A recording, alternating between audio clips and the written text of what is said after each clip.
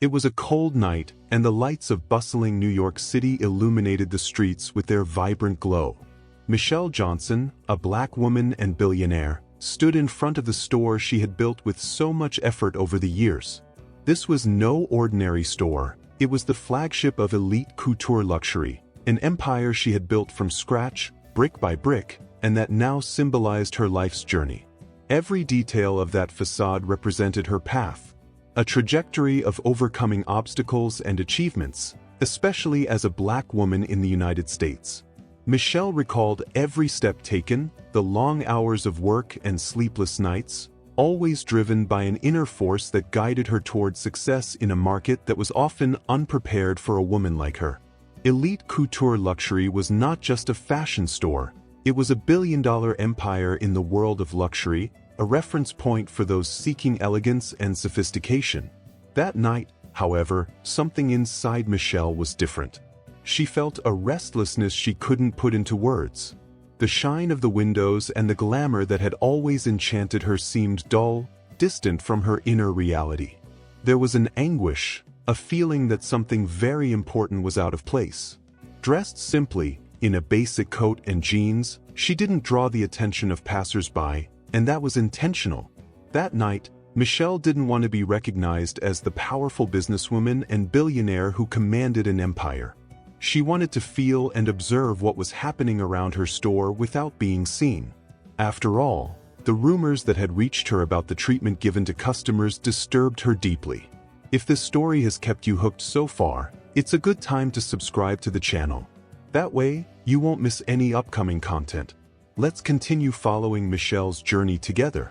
The brand Michelle had created had a very clear purpose from the beginning: to treat everyone with respect, offering impeccable and exclusive service, regardless of how the customer was dressed or their appearance. She believed that true luxury should not be elitist but inclusive.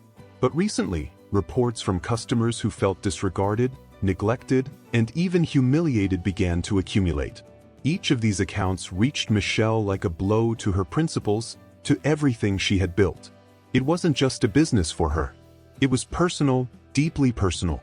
The store was, in a way, an extension of her life story, a reflection of the lessons she learned alongside her mother, a strong and resilient black woman who faced prejudice wherever she went. Michelle remembered her mother clearly and how, on many occasions, she had been treated with disdain in luxury stores for not dressing the right way, as expected by the people working in those places. These memories were etched in her mind like scars.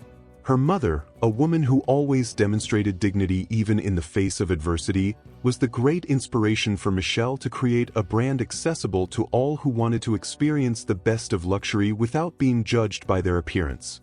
And now, everything she had built seemed threatened by a culture developing within her own company without her noticing. Upon entering the store, Michelle was immediately enveloped by the familiar smell of expensive leather mixed with the fine fragrances of perfumes wafting throughout the space. The atmosphere, which should have been welcoming, felt cold. The elegant and exclusive environment, with soft music playing in the background, no longer had the same calming effect as before. Something was out of place, something much bigger than just the products on display. Michelle observed every detail around her. The employees, who used to work with smiles on their faces and dedicated attention to customers, now seemed to move with a cold and distant efficiency. Their glances were quick, superficially evaluating customers as if measuring each one's appearance to decide who deserved attention and who didn't. This deeply bothered Michelle. She always knew that the success of her brand depended not only on the products offered but also on the experience provided to each person who entered her store. The environment should not only exude luxury but also humanity. As she continued walking through the store, she noticed that the distance between employees and customers was almost palpable. The interactions, which were once warm and sincere, now seemed mechanical, emotionless. This wasn't right. This wasn't how she had envisioned her company. If you're enjoying this story and haven't liked the video yet, take a moment now to give it a thumbs up. This helps the content reach more people and motivates us to bring inspiring stories like this one. As Michelle slowly walked through the store's aisles, trying to understand where the problem lay, she was approached by a young sales associate named Anna. Anna approached with a slight smile, almost formal, but there was still something genuine in her demeanor. It was as if, even amidst the cold environment, Anna was trying to keep a flame of cordiality burning. Before Anna could offer assistance, a man appeared beside her. Mark, the store manager, approached with an imposing posture. His gaze exuded confidence, but not the positive kind. It was a look that demonstrated power, as if he had total control over who should or should not receive attention. Mark didn't need to say much. With a quick and authoritative gesture, he dismissed Anna, taking over Michelle's service. At that moment, Michelle noticed a change in the atmosphere. Mark's presence seemed to stiffen the surroundings, as if the lightness Anna had brought was instantly replaced by a sense of judgment. He looked at Michelle with a critical expression, almost as if evaluating her, trying to understand who she was and, more importantly, if she deserved to be there. What Mark didn't know, of course, was that the simple woman before him was the owner of everything he thought he controlled. In a stiff and unfriendly tone, Mark informed her that the store was about to close. If she was looking for something, she needed to be quick. Michelle felt the tension in the air increase but didn't let it shake her. Instead of reacting in kind, she decided to proceed, trying to observe how far this attitude would go. She said she was looking for a winter coat, something classic, elegant, and of high quality. Mark looked her up and down, as if measuring her financial capacity by her appearance, trying to decide if it was worth investing time in this customer. Mark's behavior, besides being arrogant, was imbued with disdain. Without ceremony, he said that the best pieces were at the back of the store but that they might not be within her reach. His words echoed in Michelle's mind, bringing back memories of her mother, who was so often underestimated in places like this. But this time, Michelle knew she had the power to change the situation. She decided to proceed to the area where the coats were displayed, accompanied by Mark, who guided her indifferently, with no intention of making a sale or offering a good experience. The pieces on display were undoubtedly high fashion. Each had been carefully selected to convey the level of sophistication of elite couture luxury. But Mark's behavior was a stark contrast to the elegance of the clothing. He didn't explain the pieces, made no effort to make the experience pleasant, and simply left her there, looking without any interest. Michelle, maintaining her firm posture, picked up one of the wool coats. As she touched the fabric, she felt the softness of the material between her fingers and recalled the countless meetings she'd had with suppliers to ensure her pieces were made with the best materials.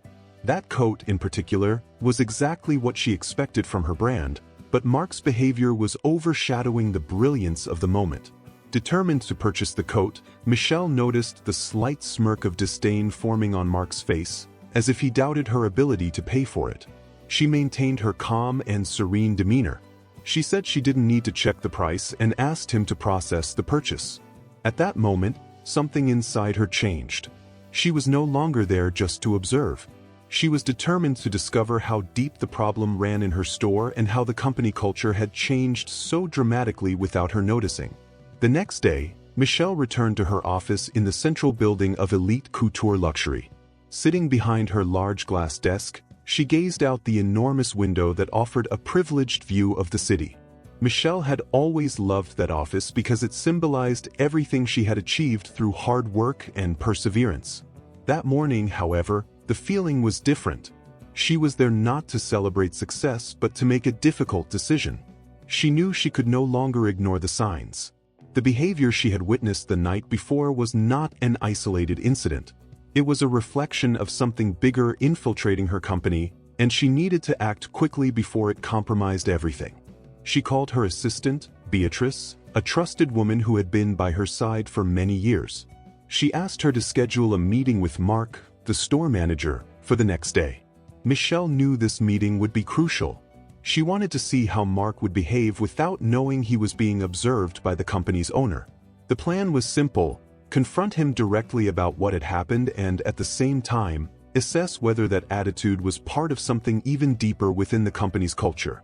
When Mark arrived at the office the next day, he seemed calm, confident, almost relaxed. To him, it was just another routine meeting about the store's performance. He had no idea what was about to happen. As he entered the meeting room, Michelle observed him silently for a few seconds. She wanted to see how he would react, how he would behave in an unexpected situation. After a few moments of silent observation, Michelle began to speak calmly but firmly. She recounted everything that had happened the previous night and how she had anonymously entered the store to observe the employees' behavior. Before we continue our story, I'd like to ask you, have you ever experienced a similar situation? Share your experience in the comments. I'd love to hear how you handled it. Mark was visibly unsettled. He hadn't realized that the simple woman he had so quickly judged by appearance was actually the owner of everything. Attempting to justify himself, he said he had no idea who she was and was only trying to protect the store's image. He spoke about the importance of maintaining a certain standard of clientele and that, often, this required judging who entered the store. Every word that came out of Mark's mouth only reinforced the feeling that there was something very wrong with how he viewed the business. Michelle listened attentively to each of Mark's justifications. It wasn't surprising to her that the manager thought that way, but it was painful to realize how far his values were from the principles she had established when creating the company. She remained calm but felt a whirlwind of emotions internally. She knew Mark wasn't the only employee with this kind of mindset, but he was responsible for shaping the team's attitude. If the store leader behaved this way, other employees were likely following the same pattern, creating a toxic culture that spread throughout the team. Michelle recalled conversations she'd had at the beginning of building the company. She remembered nights discussing with her mother how respect should be the central pillar of any business. It wasn't just about selling products, but about creating an experience. The idea had always been that the customer should feel part of that world, regardless of their appearance.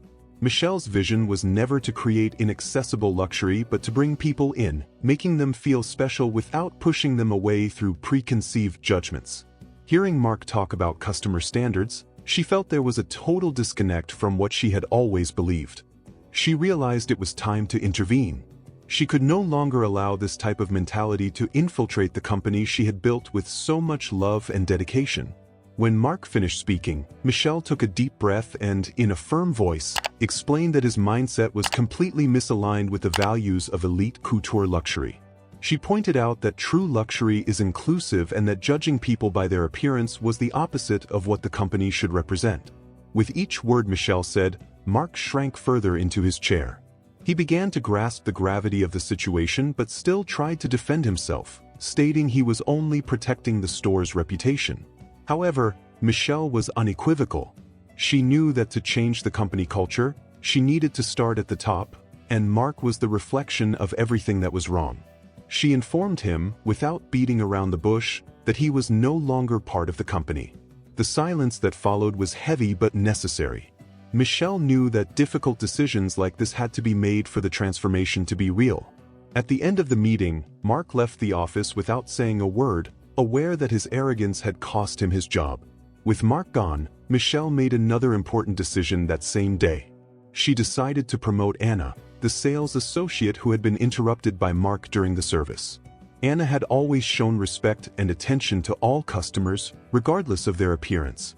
For Michelle, Anna represented the kind of leadership she wanted to see flourish in the company. Someone who understood the values of inclusion and knew that luxury service wasn't about appearance but about how the customer was treated. Along with promoting Anna to interim manager, Michelle decided that the entire team would undergo a requalification program.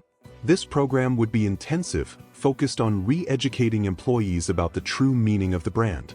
Michelle wanted to ensure that the values of inclusion, respect, and impeccable experience were reintroduced into every detail of customer service. She knew it wouldn't be easy.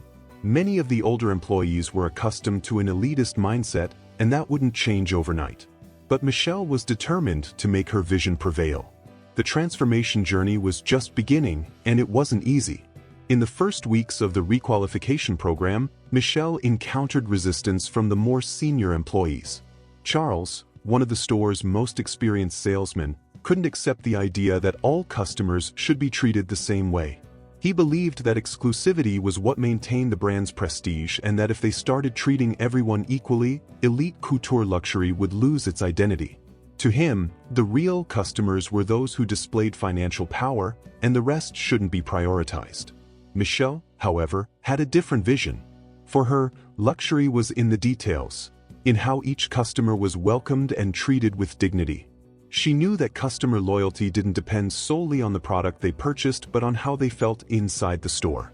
And that loyalty was something that transcended any monetary value. By including everyone, ensuring each customer had a unique and personalized experience, she was creating a solid foundation for the company's future. Charles, like other employees, resisted the requalification program. He saw no value in treating a customer in jeans with the same respect as someone wearing an expensive suit. To him, it was a waste of time and a risk to the store's reputation. But Michelle knew that Charles's thinking was stuck in the past. She remembered discussions about the luxury market she'd had over the years and knew that the future belonged to brands that could adapt, that understood the value of inclusive service. As the months passed, the results of the transformation began to appear. The store, which once had a rigid and elitist atmosphere, became a more welcoming place. Michelle visited the store regularly to observe the changes up close and increasingly noticed how employees were beginning to understand the purpose of the requalification. Although there was resistance at first, little by little, employees realized that treating everyone with the same level of respect didn't diminish the brand's prestige. On the contrary, it brought a new, loyal clientele who felt part of what elite couture luxury represented. Customers, regardless of how they dressed or how wealthy they appeared, began to feel more comfortable in the store. They were greeted with genuine smiles, and interactions became warmer. Sales increased, of course, but for Michelle, the most important thing was seeing that elite couture luxury's reputation was being restored. That empire she had built was returning to what it should always have been. A place where luxury wasn't measured only by the value of the items but by the experience each customer took with them. Anna, as the new interim manager, flourished in her role. She led with firmness but also with empathy, always reinforcing to the team that respect and kindness were the pillars of service. Each day, Michelle felt more confident in her decision to promote Anna. The store was transforming, and Anna was an essential part of that change. Michelle watched the young manager with pride, seeing in her a leader who deeply understood what the company needed. Gradually, even Charles, who had resisted the changes so much, began to understand the value of the new approach. He realized that by treating each customer with the same attention, the store was building something much greater than he had imagined. Customers returned, recommended the store to friends and family, and the sense of exclusivity was paradoxically strengthened.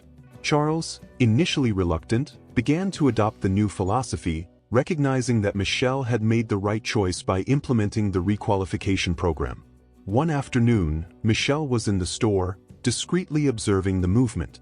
She saw Anna interacting with a customer who, at first glance, might not have been noticed by Mark or Charles in the past. He was a middle-aged man dressed in simple clothes, looking at displays without much hurry.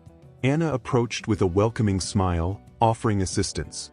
The customer seemed a bit wary at first, perhaps accustomed to being ignored in places like this, but Anna managed to break that barrier. Michelle watched attentively as Anna guided the customer through the store, showing him pieces and explaining the stories behind each creation. The interaction was so fluid and natural that, in the end, the customer not only purchased one of the most expensive coats in the collection but also left the store visibly satisfied. Michelle smiled. That was the reflection of the change she had always wanted to see. Luxury for her wasn't just in the price of the clothes or the exclusivity of the products but in how people were treated, in the feeling they took with them when leaving the store. Michelle felt that the empire she had built was finally getting back on track. In the end, Michelle knew that her mother's story, who had so often been judged by her appearance and undervalued, was now engraved in the roots of her company. Every customer who entered the store was an opportunity to honor her mother's legacy, to show the world that true luxury is accessible to all who seek quality, respect, and a unique experience. Elite couture luxury became a symbol of inclusion, a place where anyone could enter and feel part of something grand without being judged by what they wore or how much they had in the bank. That afternoon, Michelle returned to her office, reflecting on everything that had happened in recent months.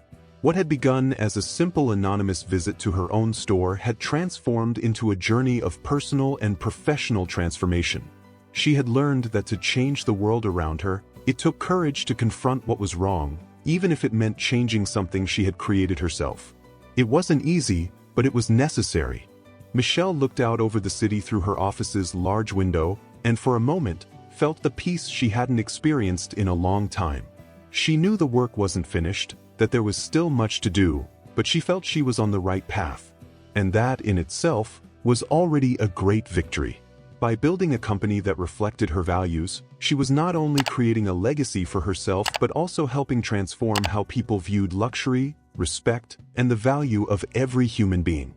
Now tell me, did you know how much the customer experience can impact a brand? Comment below and share what you thought of this story. I'm curious to hear your opinion. Michelle remained in her office, and as she looked out the large window offering a panoramic view of the city, she couldn't help but think about the journey she'd taken to get there. The wind blew outside, gently moving the curtains, and the soft sound of traffic in the distance brought her into a state of deep reflection. The entire transformation her store had undergone wasn't just an adjustment in processes, it was a true revolution in her way of leading and her worldview. The change hadn't just affected her team, it had provoked a personal transformation in how she perceived the impact her empire could have on the people around her. Her mind drifted back to the past, to the figure of her mother, who had always been a strong woman but had so often been wrongly judged. Michelle remembered one particular time when she was still a child and went with her mother to a department store. At that time, her mother wore simple clothes but with a dignity that shone through in every gesture. As they entered the store, Michelle saw the discomfort in the attendants' eyes. Her mother, a woman who had worked hard all her life, was ignored because, in their eyes, she seemed like someone who couldn't afford to shop there. The feeling of indignation Michelle felt that day never left her. It was an open wound that accompanied her for a long time and, in a way, shaped her character. And now, so many years later, she found herself in a position of power where she could ensure that others would never have to go through what her mother did. That memory propelled her forward, and what she had witnessed in her own store only reinforced her determination to change things forever. After months of implementing the changes, Michelle felt that the store's atmosphere was beginning to transform. She noticed the difference in how employees interacted with customers. Every gesture, every smile seemed more genuine. The environment had become more welcoming, and this was directly reflected in the customer's experience, who now felt they were truly respected and valued. This, for Michelle, was true luxury. It wasn't just about the clothes and accessories but about how people felt when entering her store. The human touch, warmth, and respect were what set her brand apart from the rest. During one of her visits to the store, Michelle had the opportunity to observe a situation that confirmed her suspicions that the change was indeed happening. A woman entered the store. She was visibly uncomfortable, dressed in simple clothes and carrying a worn bag. As she looked around, she seemed hesitant, as if she were out of her element. Michelle, observing from a distance, saw how Anna, the new manager, immediately approached the woman with a welcoming smile. Anna didn't hesitate to treat her with the same respect and dedication she would offer any other customer. The woman, who initially seemed shy, gained confidence as Anna showed her pieces from the collection, patiently explaining each detail. At the end of the interaction, the customer didn't buy anything but left the store with a smile on her face, clearly satisfied with the experience. And for Michelle, that was the true success. The sale wasn't the ultimate goal but building a relationship of trust with every person who walked through those doors. That's what would keep elite couture luxury at the top. Not just because of the clothes but because of the human experience it offered. However, not everything was smooth during this transition. Although Anna was flourishing in her new role as manager, there were still team members who resisted the changes. One of them was Charles. He couldn't accept that, in his view, the brand's exclusivity was being diluted. He always believed that luxury was maintained through a distance between salespeople and customers. Charles continued to treat customers selectively, and this was starting to cause discomfort among other team members. Anna, now leading the store, brought this concern to Michelle. They met in the office and discussed what could be done to bring Charles into this new phase of the company. Michelle knew she couldn't force someone to change their mindset, but she also knew that if she couldn't bring Charles into this new philosophy, it could jeopardize all the progress they'd made so far. Determined to resolve the situation, Michelle took action. The next day, she asked to speak with Charles personally. Sitting in a reserved room within the store, Michelle looked him straight in the eye and asked how he felt about the changes. Charles, initially reluctant, finally confessed that he felt the brand was losing its way, that high-end customers might distance themselves if they started treating everyone the same.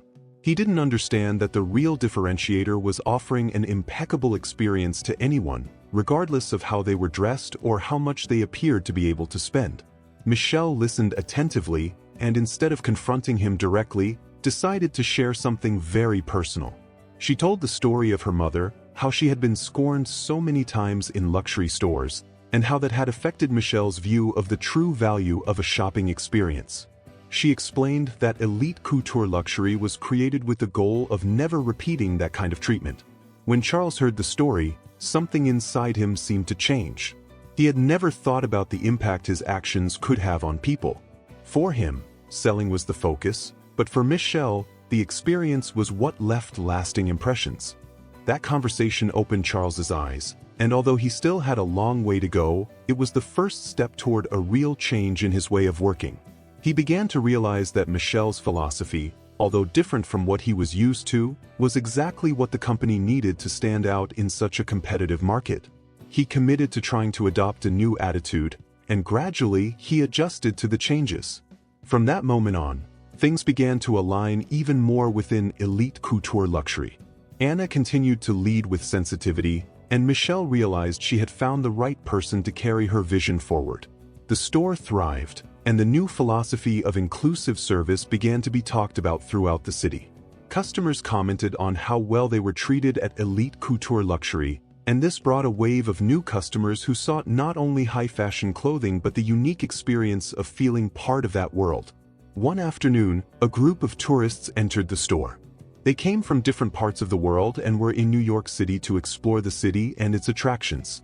Some wore casual clothes, backpacks, and caps, and it was evident they weren't familiar with the environment of a luxury store. In the past, this would have been a reason for neglect by the sales staff, but now, under Anna's new management, the team welcomed them with warm smiles and a friendly attitude. The tourists were surprised by the service they received, especially in a store that, at first glance, seemed so sophisticated. They didn't buy much but chatted with Anna and other employees, enchanted by the hospitality they found there. As they left the store, they were happy, and many took photos at the entrance, sharing their experience on social media. It was an apparently simple moment, but one that demonstrated how the store was transforming. And that was exactly the vision Michelle had from the beginning. Elite couture luxury wasn't just a place to shop. It was a meeting point between cultures, a place where anyone from anywhere in the world could enter and feel they belonged. This change in the store's atmosphere also brought an emotional impact for Michelle. She felt that, finally, she was honoring her mother's memory in the way she had always wanted. She knew her mother would be proud to see how her daughter had transformed a simple store into a symbol of inclusion and respect. The feeling of being on the right path was so strong that, for the first time in months, Michelle allowed herself to relax. She knew there were still challenges ahead, but she was confident she had the right people by her side to overcome any obstacle. The following months were marked by growth, not only in sales but in public recognition of elite couture luxury as a brand that was redefining the concept of luxury in the United States. Newspapers and fashion magazines began to talk about how the store was standing out in a saturated market, not by the exclusivity of its products but by the exclusivity of the experience it offered. People wanted more than just buying expensive clothes. They wanted to feel part of something bigger, and Michelle had succeeded in creating exactly that. As the city's lights began to shine once again that evening in New York City, Michelle knew that the empire she had built wasn't just a source of wealth. It was a source of change.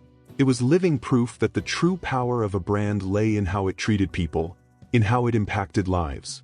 And that was the most valuable legacy she could leave. We've reached the end of this journey, but others are yet to come. If this story inspired you as much as it did me, subscribe to the channel to follow more content that touches the heart and makes a difference in your life. Share it with someone special who might also connect with this message. See you in the next video, with more stories that can transform lives.